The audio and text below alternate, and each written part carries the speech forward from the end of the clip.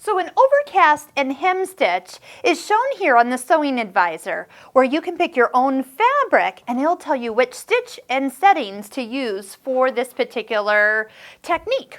So I've got some kind of stretchy, a little heavier fabric, and I want to sew this kind of ribbing edge to it, kind of make a neckline. So I'm going to say this is a little bit stretchier fabric and a little heavier. So let's go ahead and go down to the last row for that fabric. So I'm going to come over the third gray column over, that's the overcast and hem.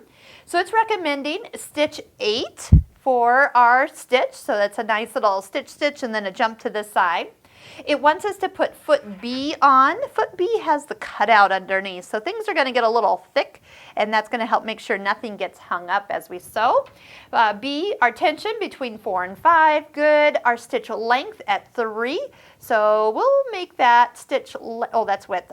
Stitch length at 3, we're good, and width at 6, so we'll actually make it wider, but keeping the stitch length that it's set up as. So let's go ahead and I'll show you how I fold this to stitch both an overcast and hem at the same time. So I have the cut edge of my neckline, and then this fabric's a little bit stretchier. I folded it in half, and now I'm going to put the raw edges right next to it. Because this is a overcast and hem stitch, it's going to have both the overcast and a seaming type stitch all at once.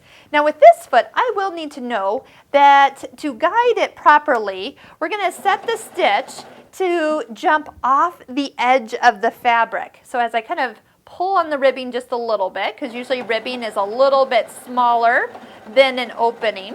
And I'm just keeping the edges lined up and just on the inside of this right toe right here. So it's jumping off the edge as I go here.